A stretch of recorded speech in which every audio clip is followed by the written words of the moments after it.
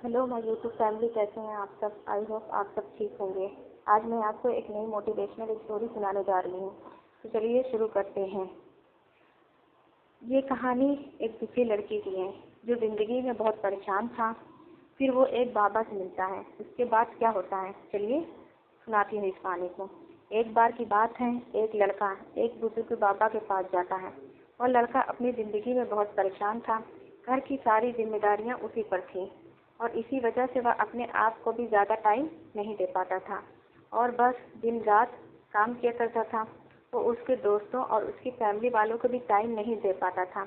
उसके जो दोस्त थे सब घूमने जाया करते थे, लेकिन यह नहीं जा पाता था और इसी वजह से उसकी खुशी छीन सी गई थी। उसे भी नहीं पता था कि वह लास्ट टाइम कब दिल से खुश हुआ था, क्योंकि वह काम में बहुत उलझ सा गया था और उसकी मेंटल हेल्थ भी खराब हो रही थी। तो एक दिन वह एक बुजुर्ग बाबा के पास जाता है और उन्हें यह सारी बातें बताता है कि मैं बहुत परेशान रहने लगा हूँ, खुद को भी टाइम नहीं दे पा रहा हूँ और जब मैं खुद के लिए टाइम निकालने का सोचता हूँ तो मुझे अपनी जिम्मेदारियाँ याद आ जाती हैं। मैं पागल सा हो गया हूँ। अब आप ही मुझे कोई रास्ता बताइए। और बुजुर्ग बाबा उस लड़के को कल नदी के पास आने के लिए बोलते हैं। यह लड़का जब कल नदी के पास जाता है तो देखता है कि वह बुजुर्ग बाबा पहले से ही उसका इंतजार कर रहे थे। लड़का बाबा से कहता है कि बताइए बाबा, आप अब मुझे क्या करना है। तो बुजुर्ग बाबा उस लड़के से कहते हैं कि बताता हूँ, लेकिन पहले हमें नदी की उस साइड में जाना है।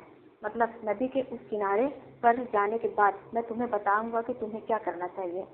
लड़के को उनकी बात समझ नहीं आई कि नदी के उस किनारे जाने के बाद ही क्यों बताना है, लेकिन फिर भी लड़के ने बाबा से कहा, चलिए फिर हम नदी पार करके नदी के उस किनारे पर चले जाते हैं।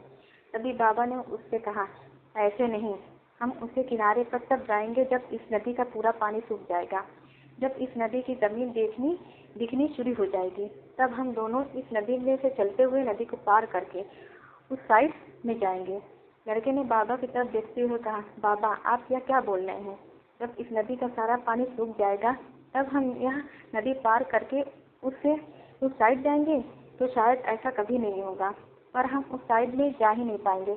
यह बात बोलते हुए वह लड़का समझ गया कि बाबा उससे क्या कहना चाहते हैं। बाबा ने उसकी तरफ देखा और मुस्कुराते हुए कहा कि यही चीज मैं तुम्हें समझाना चाहता हूँ कि तुम भी अपनी जिंदगी में यही सोच रहे हो कि जब मेरी सारी जिम्मेदारियां खत्म हो जाएंगी तब मैं अपनी जिंदगी में एंजॉय करूँगा, तब अपने आप को टाइम दूंगा, तब मैं मजे करूँगा। तो ऐसा कभी नहीं हो सकता, क्योंकि जिम्मेदारियां कभी भी खत्म ही नहीं हो सकती है। अब वह लड़का क्लियर तरीके से समझ गया था कि चाहे अमीर आदमी है या गरीब, सबके ऊपर कुछ न कुछ जिम्मेदारियां हैं और वह उन्हें जिम्मेदारियों में से कुछ टाइम निकाल कर एंजॉय कर लेते हैं और इसे ही जिंदगी कहते हैं।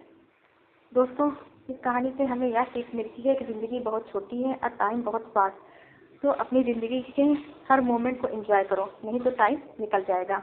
अगर आपको मेरी ये मोटिवेशनल कहानी पसंद आई तो इसे ज़्यादा से ज़्यादा अपने दोस्तों में शेयर करें, लाइक करें और मेरे चैनल को सब्सक्राइब करना ना भूलें। Thank you.